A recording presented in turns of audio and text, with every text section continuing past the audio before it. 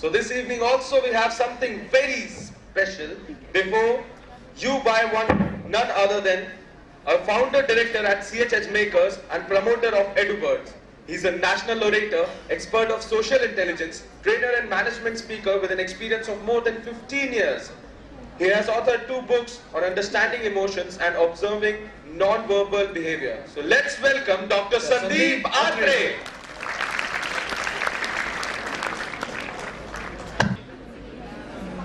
I would again say good evening everyone. Now that's a better evening, I'm sure.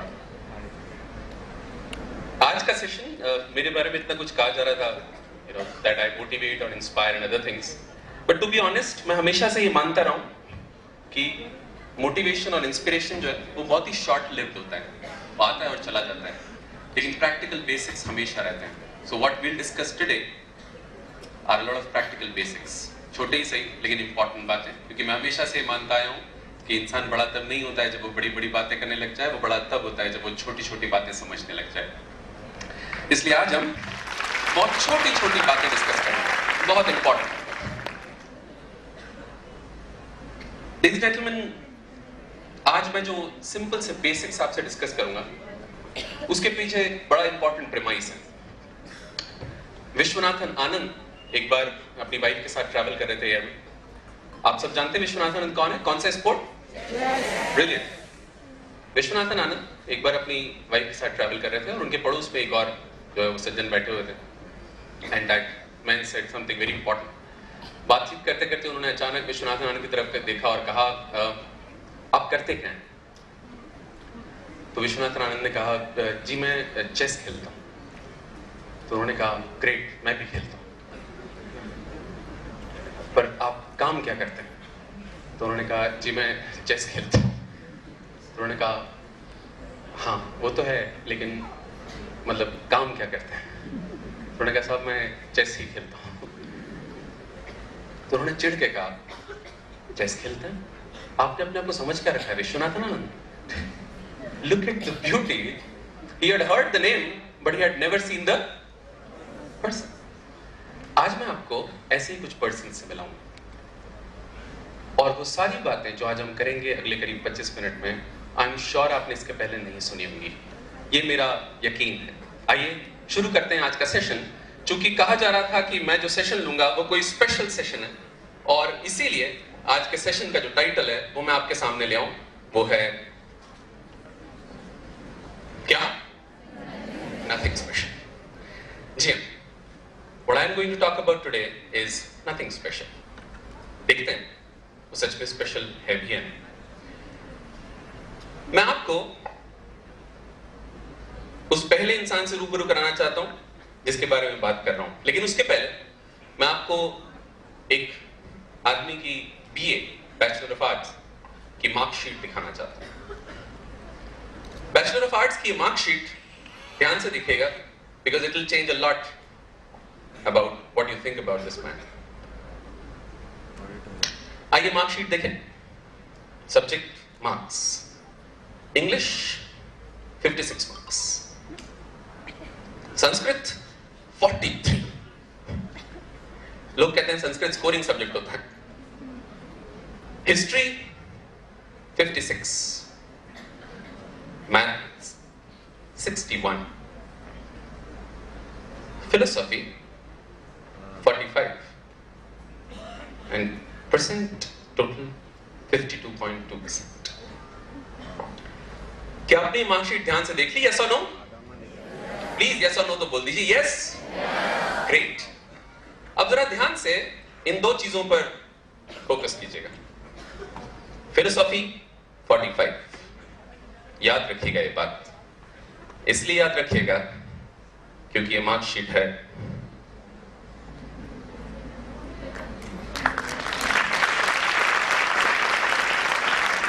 Vivekananda. जी हाँ, world का सबसे बड़े philosophers में से एक की मार्कशीट मैंने अभी आपको दिखाई. विवेकानंद जब इस मार्कशीट को लेकर जॉब के लिए निकले तो 6 महीने तक उनको किसी ने बेसिक सैलरी भी ऑफर नहीं की. और उसके बाद यकीन मानिए, पहले तो ये भी ध्यान दीजिएगा, his father had recently died उस टाइम पर, और वो जॉब ढूंढने निकले थे। 6 महीने तक उन्हें कोई जॉब नहीं मिला। उसके बाद उन्होंने एक जगह टीचर के लिए अप्लाई किया, टीचर बनने के लिए, और वो था मेट्रोपॉलिटन इंस्टीट्यूट उस टाइम पे, जो बाद में विद्यासागर कॉलेज बना। कौन सा कॉलेज? विद्यासागर कॉलेज। उन्हें 9th और 10th पढ़ाने के लिए उसकी जूनियर ब्रांच यानी सेकंड ब्रांच जो थी, उनकी जो मेन ब्रांच थी वो सुखिया रोड कलकत्ता में थी, लेकिन नई जो है वो चंपाताला में खुली थी, तो उनको वहां पर भेजा गया। और 9th और 10th क्लास को पढ़ाने के लिए विवेकानंद को जब भेजा गया, तो 3 महीने बाद सारे स्टूडेंट्स ने एक हस्ताक्षर अभियान चलाया और ये पिटिशन सर्कुलेट करके मेन ब्रांच में जाकर प्रिंसिपल को दिया कि हम चाहते हैं कि इस टीचर को बदला जाए, इसे पढ़ाना नहीं आता। And Vivekananda was fired the very next day. उन्हें कहा गया तुम पढ़ा नहीं सकते। पॉसिबली इस दुनिया का सबसे बड़ा टीचर उस वक्त का और सबसे बड़े फिलोसोफर्स में से एक, a man is fired for not being able to teach. लेकिन किस्सा यहां खत्म नहीं होता। अगर आपको लगता है कि उसके बाद ये महान बन गए, तो वो भी गलत। बाय द वे, ये जो आपके सामने दिखते हैं, बुरा मत मानिएगा। अच्छा, बाय द वे, आज का सेशन जो है खतरनाक है, बीच में छोड़ के मत जाइएगा, वरना एक बड़ा अजीब सी चीज हो जाएगी। क्योंकि मैं आपको इतनी सारी बातें बताऊंगा और लास्ट में पॉइंट आएगा मेन। अगर आप बीच में चले गए तो मुश्किल हो जाएगा। वो वही वाला जोक हो जाएगा जो अमिताभ बच्चन और शशि कपूर की एक मूवी में था। उसमें अमिताभ बच्चन जो है वो एक झूठा गवाह बनता है, तो उसको जो है वो जज भी पहचानता है, क्योंकि हर थोड़ी देर बाद वही झूठी गवाही के लिए आता है हर केस में। तो वो एक बार आता है और जो वहां पर एक वकील रहता है उससे कहता है, अरे वाह आप फिर आए। उन्होंने कहा आपको मालूम है आप किसकी हैं? कहता हाँ साहब मुझे मालूम है मैं यहाँ क्यों हूँ। उसने कहा अच्छा आपको मालूम है ये जो केस है मुन्ना मियाँ की मर्डर का है, तो आपने मुन्ना मियाँ को देखा था मरते हुए? तो उन्होंने कहा हाँ साहब देखा था। तो उन्होंने कहा अच्छा देखा था, मुन्ना मियाँ की क्या हाइट थी? उन्होंने कहा करीब इतनी थी। तो सब लोग हंसने लग गए। वकील ने कहा इनको कोई समझा? मुन्ना मियाँ आदमी नहीं मुर्गे थे। तो अमिताभ बच्चन हंस के कहता है वकील साहब जरा दूसरा हाथ तो आने दीजिए।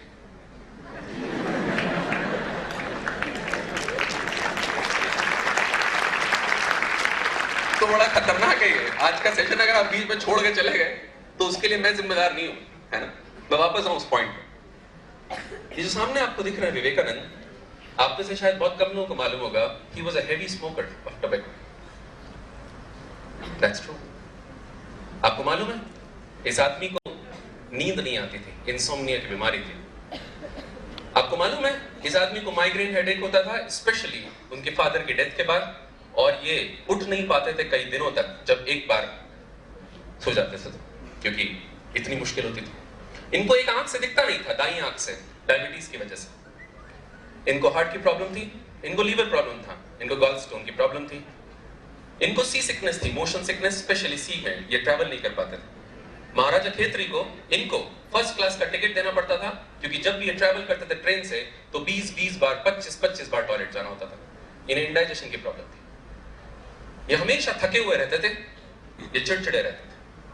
ये जब भी कभी बाहर जाते थे तो इनके पैरों में सूजन आ जाती थी, और इनकी नींद की ना आने की वजह से इनको हमेशा फीवर रहता था।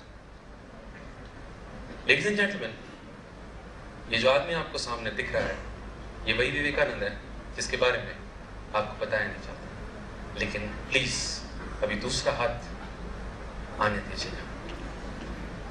ये मेरा पहला पर्सन था जिनका नाम है Swami Vivekananda. My second story, can I move to second story, yes और नो?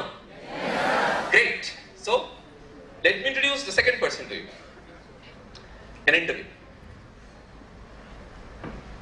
ये जब पंचायत स्कूल रामेश्वरम में पढ़ रहे थे, ये शख्स जिनके बारे में आप बात कर रहा हूं मैं, ये जब पंचायत स्कूल रामेश्वरम में पढ़ रहे थे, 8th स्टैंडर्ड तक थी वहां पे क्लासेस, तो एक दिन शिव सुब्रमण्य अय्यर इनके एक टीचर, उन्होंने ब्लैक बोर्ड पे एक बर्ड बनाया और कहा मैं अब आपको बताऊंगा बर्ड उड़ता कैसे।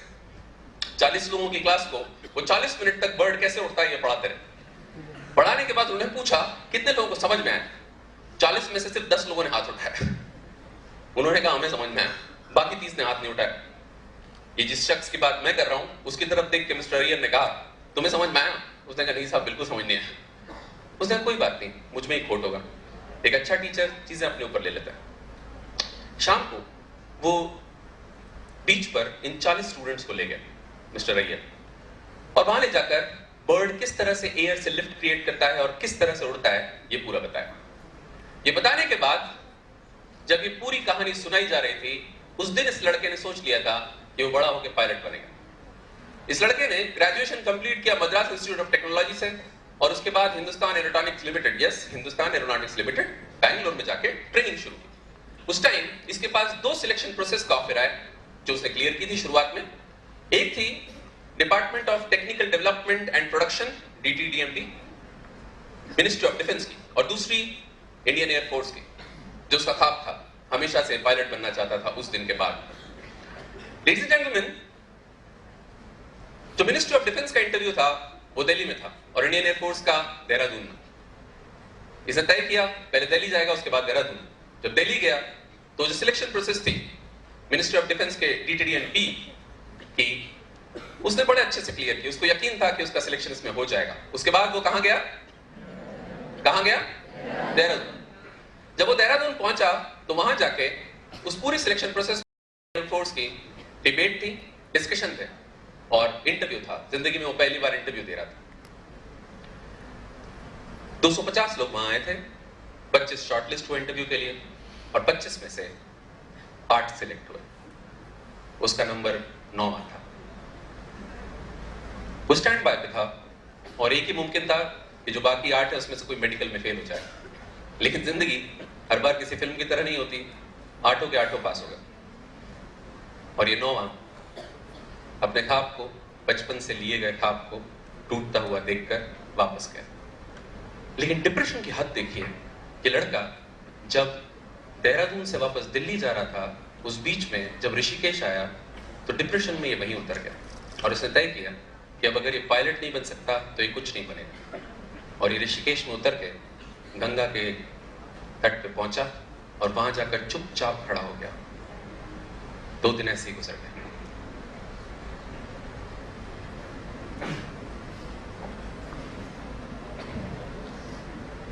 ये लड़का ये है।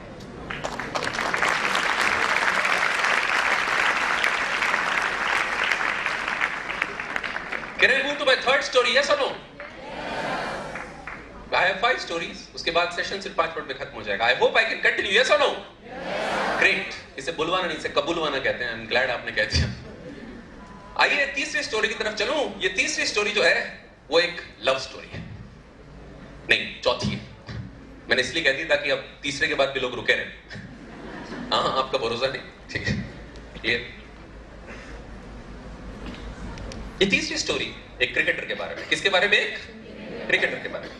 इस क्रिकेटर ने अपने क्लब की तरफ से डेब्यू किया और उसने जब डेब्यू किया तो 3 मैचेस की एक सीरीज थी।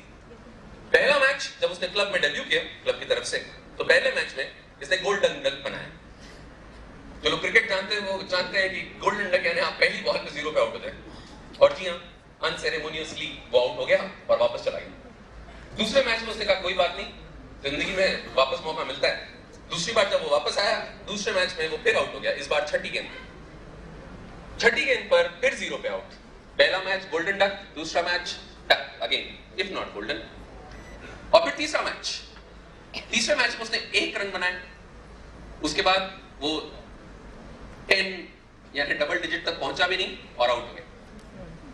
प्रॉब्लम ये नहीं थी, प्रॉब्लम ये थी कि उसने अपने कॉलोनी के दोस्तों को बुलाया था देखने के लिए। और देखिए, जिंदगी में बेइज्जती हो तो चलता है, लोगों के सामने नहीं होनी चाहिए। लोगों के सामने हो तो बड़ा मुश्किल हो जाता है। और उसने बुलाया था अपने सारे दोस्तों को कॉलोनी के। उन सब लोगों ने उसको छेड़ा। उसने कहा यार तुम तो तीनों मैच में आउट हो गए। उसने फिर बड़े अलग अलग बहाने बनाए। उसने कहा कि यार बॉल जो है वो गेंद जो है वो बल्ले पे नहीं आ रही थी, पिच में कुछ गड़बड़ थी वगैरह वगैरह। फाइनली उसने स्कूल की तरफ से डेब्यू किया। आपने किसकी तरफ से? स्कूल की तरफ से। जब इसने स्कूल की तरफ से डेब्यू किया तो इसने बनाए 24 run. Finally he scored 24. How many? 24. लेकिन देखिए साहब, उस टाइम तक भी उसे जो है वो अपमान अपना याद था और वो चाहता था कि फिर से लोगों की नजर में ऊंचा उठ सके। उसने जब 24 रन बनाए, उसके बाद जब मैच खत्म हुआ तो फिर भी उदास था। तो जो स्कोरर था, जो स्कोर पूरा बना रहा था, उससे उसने बात की और वो उदास था। तो स्कोरर ने पूछा क्यों, क्या हुआ? उसने कहा यार 24 रन बनाए, और उस टाइम पे उस शहर के क्रिकेट बोर्ड का एक रूल था कि अगर आपने 30 रन बनाए हो तो दूसरे दिन पेपर में आपका नाम छपता है आपके स्कूल की तरफ से। स्कोरर ने उसकी तरफ देखा और कहा इस मैच में एक्स्ट्रास भी बहुत थे, no balls, wide balls, leg byes byes. एक काम करते हैं, 6 एक्स्ट्रास में से मैं तुम्हें दे देता हूं, तो तुम्हारा स्कोर कितना हो जाएगा? 30। तुम्हारा भी काम हो जाएगा और जो स्कोर है पूरी टीम का वो भी बदलेगा नहीं। As simple as that, score तो सेम रहना है। इस लड़के ने सोचा और हाँ कह दी। दूसरे दिन न्यूज़पेपर में उसका नाम आ गया, और तीसरे दिन जब वो वापस खेलने पहुंचा तो कोच ने सबके सामने उसे कहा मेरी टीम में बेईमानों की जगह नहीं है, आप वापस जा सकते हैं। He was fired. He cried the whole day and the whole night and the next day.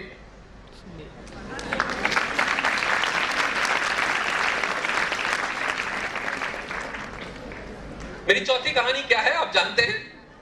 एक लव स्टोरी। बस यही याद रह जाएगा पूरे सेशन में। अभी तक मैंने इतनी मेहनत की है, कुछ याद नहीं हुआ है आपको, है ना? ग्रेट।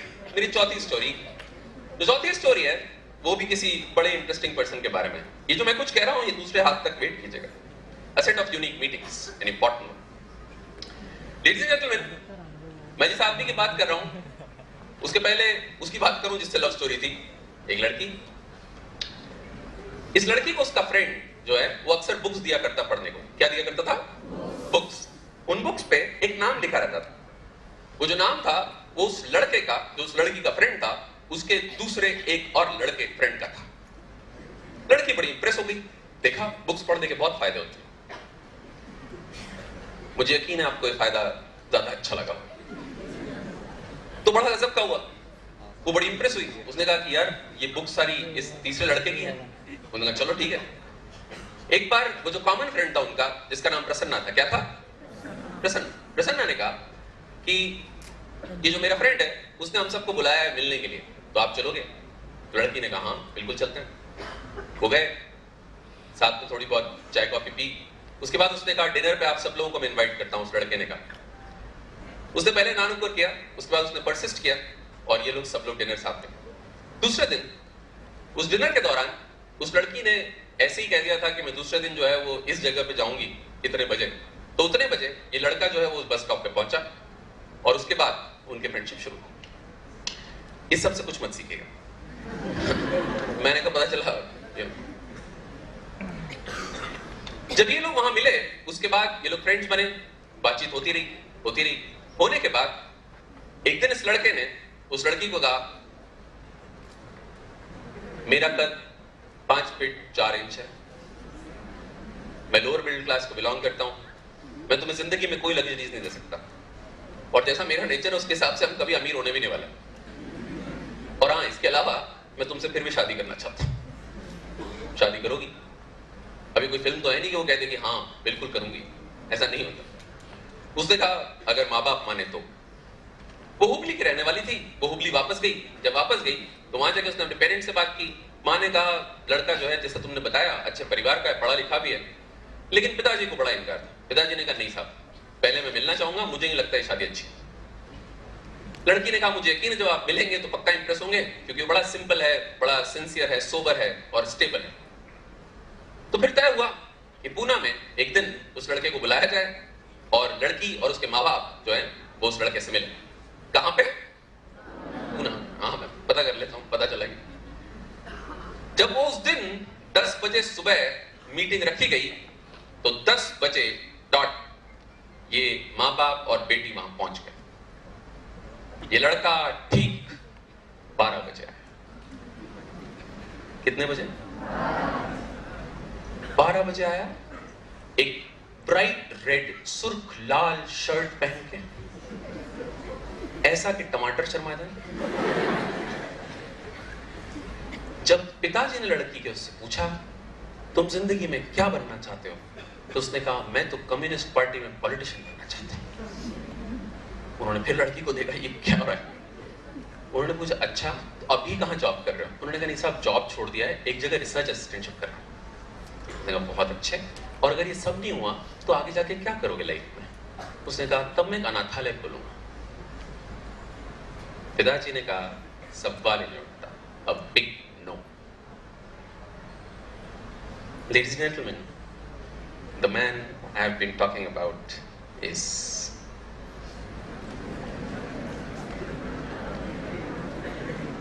NR नारायण मूर्ति। कौन सी company? Infosys. By the way ये जो बड़बोला बना था उनका, इसने उनको और मरवाया। एक बार 19 नाम के एक विलेज में जो कि बॉर्डर पे था सर्बिया के और बल्गारिया के, वहां पे एक ट्रेन से आ रहे थे, तो वहां पे एक लड़की पास में बैठी हुई थी, उस लड़की से और एक लड़का बैठा हुआ था, तो उन्होंने एक लड़की से जो है फ्रेंच में बात करना शुरू की कम्युनिज्म के बारे में, और उस लड़के को लगा कि ये लोग जो कम्युनिस्ट गवर्नमेंट है बल्गारिया की उसके खिलाफ जो है वो बात कर रहे हैं, तो उसने जो है पुलिस वालों को बुला लिया। तो अगले स्टेशन पे नारायण मूर्ति को पकड़ के एक 8 बाय 8 के कमरे में डाल दिया गया, अंधेरे कमरे में बल्गारिया में।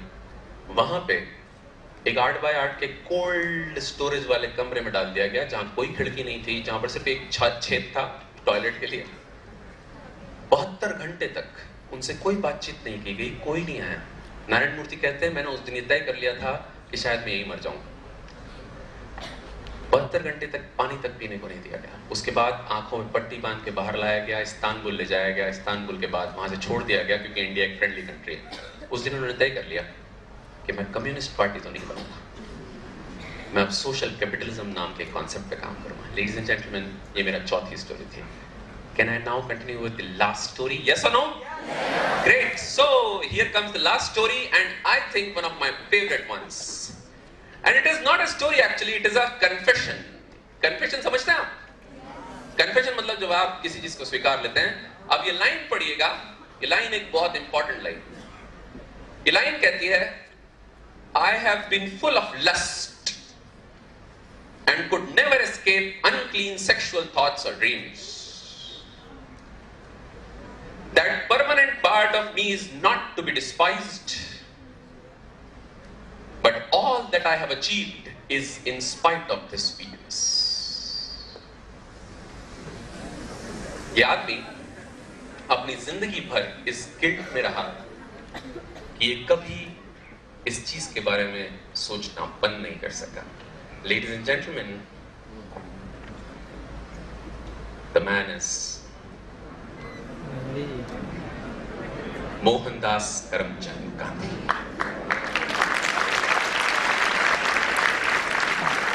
And bye the way, if you think ये सब लाइन मैंने ऐसी बना ली थी, मैं सोर्स लेके आया, है ना, इतनी बड़ी कोशिश मैं कर नहीं सकता, है ना। ये टेक्स्ट सोर्स भी मैं आपको देता हूं। अजीब बात है, हम में से किसी ने गांधी के लेटर्स नहीं पढ़े। गांधी अपने लेटर्स में हमेशा बताते रहे अपनी कमियां, और ये कमी उन्होंने अपने बहुत सारे लेटर्स में बताई। कैन यू इमेजिन एक आदमी ऐसा कहता है? Ladies and gentlemen, मैंने 5 लोगों की बात कही। पहला, दूसरा, तीसरा, चौथा, पांचवा, आठवां। जब मैंने ये बातें कही तो मैं ये क्यों करना चाह रहा था? आखिर ऐसी क्या चीज है जो हम यहां से ड्रॉ कर सकते हैं? Ladies and gentlemen, एक आदमी इंदौर नाम के एक शहर में एक हॉल में इतने सारे लोगों के सामने इन महान लोगों के बारे में ऐसी बातें क्यों करेगा? वो आदमी इतना छिछोरा तो नहीं हो सकता, कोई तो अक्ल होगी उसमें। Ladies and gentlemen, 4 lessons, simple से। पहला, जिंदगी में आप कुछ भी बनना चाहते हैं ना, तो बस एक बात याद रखिए, एक्सेप्टेंस। दुनिया में इंसान सबसे बड़े और सबसे खतरनाक झूठ खुद से बोलता है। हम कभी अपने आप से सच नहीं बोलते। हम कभी नहीं कह पाते कि हम बैठते हैं पढ़ने लेकिन हमारा मन नहीं लगता। हम नहीं कह पाते कि हम भले ही नोट्स बना रहे होते हैं लेकिन 40 मिनट की एक क्लास में हम 12 मिनट से ज्यादा कभी रहते ही नहीं। 28 मिनट हम कहीं और ही रहते हैं। लेकिन हम कभी पकड़ाते नहीं, क्योंकि मानवता का सबसे बड़ा आविष्कार हमारे काम आ जाता है। मानवता का सबसे बड़ा आविष्कार ना तो मेटलर्जी में है, ना केमिकल साइंस में है। मानवता का सबसे बड़ा आविष्कार ये है। इसको ऑटो मोड पे डाल दो और घाटा मिल लो तो किसी को पता नहीं चलता। लेडीज एंड जेंटलमैन, मेरा पहला सिंपल सा लेसन, अपने आप से झूठ बोलना बंद कीजिए। Acceptance is the first step towards change. Can I repeat? Acceptance is the first step towards change. Accept कीजिए। दुनिया में कोई अच्छा या बुरा इंसान नहीं होता, हर इंसान अच्छा और बुरा होता है। You're not bad or good, you are good and bad. ये बात स्वीकारिए, कहना सीखिए।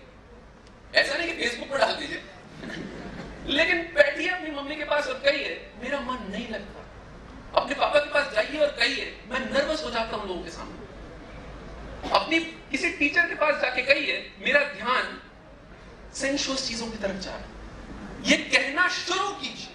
जब तक आप ये नहीं कहेंगे तब तक आप एक बहुत बड़ी बीमारी का शिकार होंगे, और वो बीमारी जो इस देश की सबसे बड़ी बीमारी है वो है आदर्शवाद। Idealism is the first step to hypocrisy. आदर्शवाद दोगलेपन की शुरुआत है। Don't try to be an idol. Don't try to be a role model. You are not good or bad. You are good and bad. इसे स्वीकारिए। आप में से अधिकतर लोगों की एनर्जी तो दरअसल चीजों को हाइड करने में चली गई। जिस उम्र में आपका ध्यान अपनी जिंदगी के सबसे इंपॉर्टेंट लक्ष्य की तरफ होना चाहिए, उसमें आप पूरे टाइम अपनी एनर्जी इन्वेस्ट करते रहते हैं वो दिखने के लिए जो ना आप हैं और ना कभी हो सकते। लेकिन फिर भी आप रोज सुबह से रात उस एक अजीब सी इमेज के साथ जीना पसंद करते हैं। अब आपने मेरी भी एक इमेज बना ली हो, और मैं हमेशा कहता हूं मुझे कोई फर्क नहीं पड़ता आप मेरे बारे में क्या सोचते हैं। I have no business catering to your imagination. I am too busy living my reality. अपनी रियलिटी जी, छोड़िए उस इमेज, उस इंप्रेशन, उस परसेप्शन के पीछे लगातार भाग। ये सारे लोगों ने ये बातें अपने बारे में खुद कही।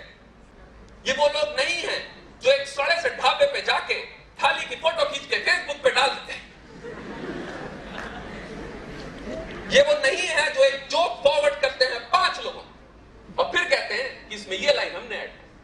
Ladies and gentlemen, you have no business trying to cater to someone's perception of you. Be busy living your reality. That's my first lesson. Is it clear? Yes or no? Yes. My second lesson. Oh no, इनमें से जो है, Ladies and gentlemen, इन सब को ध्यान से देखिए। इनमें लाख कमियां, लेकिन आपको पता है ये क्यों आगे गए? Because they did not focus on their weaknesses, they focused on their strengths. Your weaknesses don't make you unique. Your strengths do. तुम में, मुझ में लाख कमियां। मेरी हाइट कम है, मैं दुबली हूं, मुझे चश्मा लगता है, मेरा कॉम्प्लेक्शन डार्क है, मुझे इंग्लिश ढंग से नहीं आती, मेरे घर वाले उतने पढ़े लिखे नहीं, मैं लोअर मिडिल क्लास को बिलोंग करता हूं। जब मेरे दोस्त आते हैं घर में तो रोज रात को वही रूम जो है बेडरूम बन जाता है, रोज सुबह वही ड्राइंग रूम बन जाता है। Ladies and gentlemen, stop focusing on these weaknesses. ये हमेशा रहेंगी, ये कभी खत्म नहीं होती। आप क्यों वक्त जाया कर रहे हैं उन चीजों के बारे में सोचकर जो आपको यूनिक बनाती ही नहीं है? आपको यूनिक बनाती हैं आपकी स्ट्रेंथ्स, उनके बारे में सोचिए। Focus on what you're good at. That's what makes you special. That's what makes you unique. That's what will take you to success, not your weaknesses. Focus on making your strengths stronger. Just make sure that you don't let your weaknesses get weak. Focus on your strengths. My third lesson. Ladies and gentlemen, इन्होंने जो भी कुछ पाया mentors की वजह से पाया। किनकी वजह से? मेंटर्स। आपके टीचर्स, आपके पेरेंट्स, वो सारे लोग जो आपकी जिंदगी में आते हैं मेंटर्स की तरह, उन्हें वैल्यू करना सीखिए। एक बड़ा खूबसूरत शेर मुझे हमेशा से अच्छा लगता रहा है, पता नहीं किसने कहा था, लेकिन क्या खूबसूरत बात कही थी। कोई ऐसे ही नहीं नूरे सुखन आया है, पांव उस्तादों के दावे हैं तूफान आया है। कोई डिवाइन रोशनी ऐसे नहीं आती उस्तादों के पांव दापने पड़ते हैं, और असली उस्ताद जब उसके पांव दापो तो लात मारता है, और तब आप वापस जाते हैं और कहते हैं नहीं, इसके बावजूद मैं यहां पे टिका रहा। आपके कोई फेवरेट टीचर्स नहीं है, जो टीचर्स आपको सिखा दें आप वो हो जाए। लेडीज एंड जेंटलमैन, दुनिया में दो तरह के लोग मिलेंगे आपको, एक वो जो आपको अच्छा महसूस कराएंगे और दूसरा वो जो आपको अच्छा कर देंगे, और अक्सर ये दोनों सेम नहीं होते। जो लोग अच्छा महसूस कराते हैं वो कई बार अच्छा करते नहीं आपको, और जो कई बार अच्छा कर देते हैं आपको अच्छा महसूस नहीं कराते। आपको चुनना पड़ेगा, व्हाट डू यू वांट। दुनिया में सबसे बड़ा हैंडीकैप है when you like to be liked, please stay away from that. Mentors चुनिए। बताइए विवेकानंद को कौन मेंटर मिला? रामकृष्ण। सचिन को रमाकांत आचरेकर मिल गया। नारायण मूर्ति को आईआईटी कानपुर में 1968 में एक एक्सचेंज प्रोग्राम से आया हुआ प्रोफेसर जिसने कंप्यूटर साइंस के ऊपर 5 पेपर प्रेजेंट किए, वो मिल गया। उसके बाद उनकी पूरी जिंदगी बदल गई। वो इलेक्ट्रिकल इंजीनियरिंग कर रहे थे। लेडीज एंड जेंटलमैन, याद कीजिए एपीजे अब्दुल कलाम कहां गए थे? कहां चले गए थे दिल्ली के बजाय?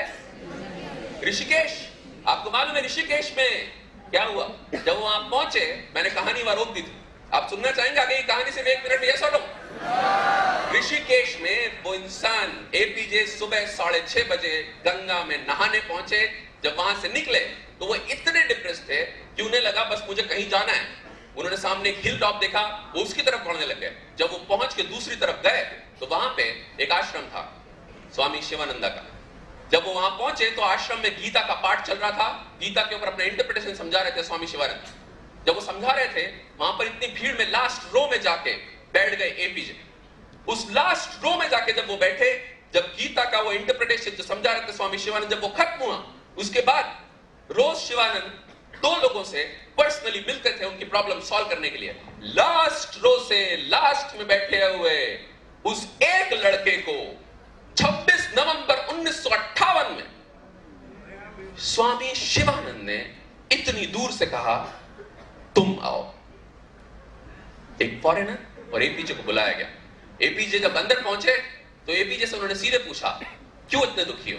उसने साफ बता दिया कि मेरी जिंदगी में मैं बस एक ही ख्वाब लेके आया था, वो ख्वाब आज टूट गया। स्वामी शिवानंद ने गीता खोली, 11वां अध्याय विश्व रूपम समझाने वाला। उन्होंने सामने उसको इंटरप्रेट किया और करने के बाद उसे कहा आज से अपना गुरु मंत्र ले लो, defeat the defeatist mindset, defeat the defeatist tendencies. हार को हराओ। और उसके बाद 12 बुक्स दी। एक अजनबी ने, एक अजनबी। और उस दिन वो 12 बुक्स लेके वापस आए एपीजे अब्दुल कलाम। और मेरा मानना है उनका बर्थडे चाहे कोई भी क्यों न रहा हो, असली एपीजे तो 26 नवंबर 1958 को ही जन्मे थे। Am I wrong? There are 2 important days in a person's life. First when you are born and second when you come to know why. Gita कोई जरूरी थोड़ी कि आपको हमेशा जो है कोई इंसान में मेंटर मिले। गांधी गीता को अपना मेंटर मानते थे। और अजीब बात देखिए, उन्होंने हिंदी गीता पहले नहीं पढ़ी, उन्होंने पहले जो है वो ट्रांसलेशन पढ़ा, सॉन्ग सेलेस्टियल, जो सर एडविन आर्नोल्ड का था। वो आज भी बहुत इंपॉर्टेंट माना जाता है। लेडीज एंड जेंटलमैन, मेरा अगर पहला लेसन था, क्या था पहला लेसन? एक्सेप्टेंस। दूसरा था फोकस ऑन योर। तो तीसरा है सर्च फॉर ट्रू।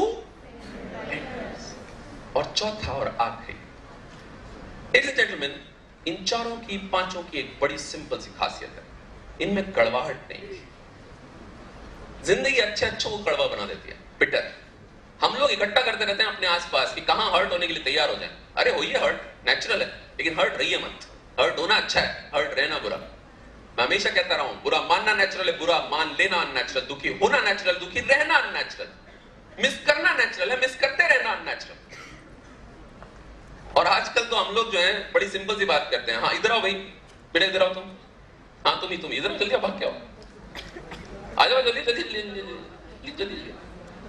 हो सकता है तुम्हारा मेंटर नहीं हूं आज तुमको ऐसी रविन्द्र टेगोर में मिल गया, इधर आओ। हम लोग बुरा मान जाते हैं। क्या नाम है तुम्हारा? तुषार। तुम्हें दर्द हुआ? नहीं हुआ ना? पक्का? अगर तुम्हें यहां कहा होता और मैं छूता तो दर्द होता? Yes sir.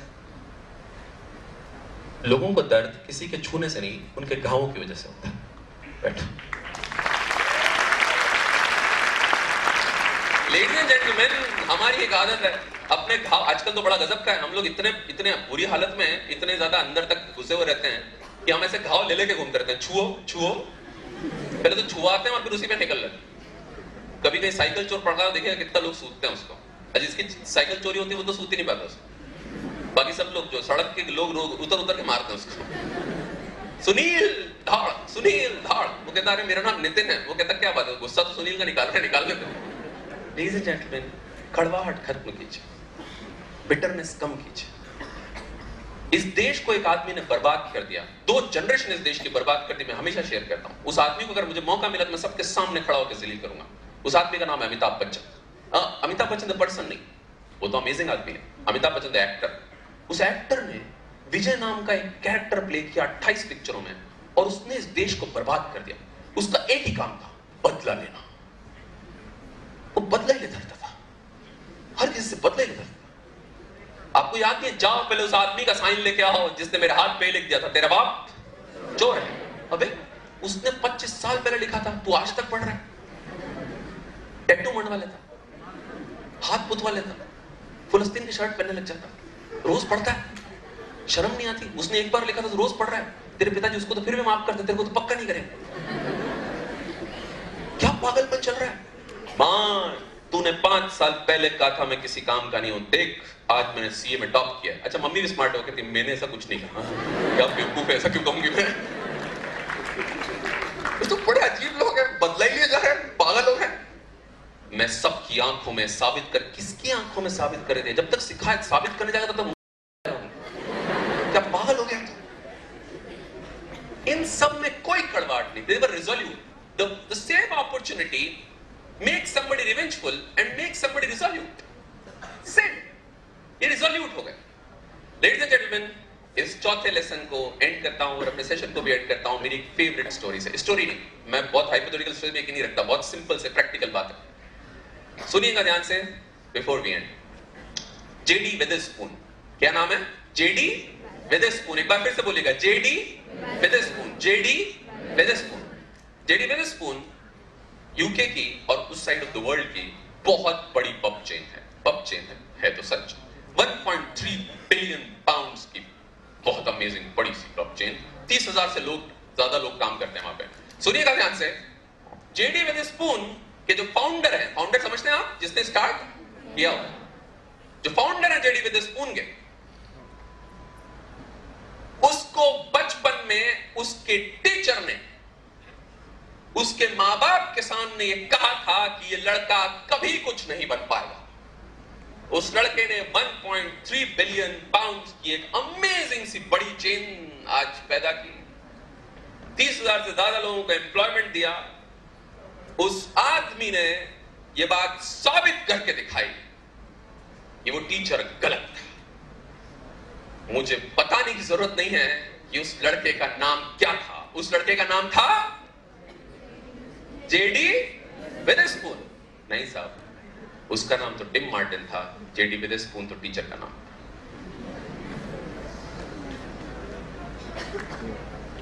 बदला भी लो तो टशन से।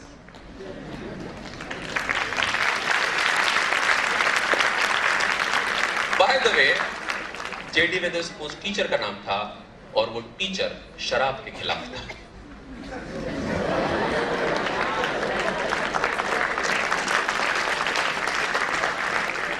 लेडीज एंड जेंटलमैन, जिंदगी में 4 लेसन याद रखिएगा। पहला, एक्सेप्टेंस। दूसरा, फोकस ऑन योर।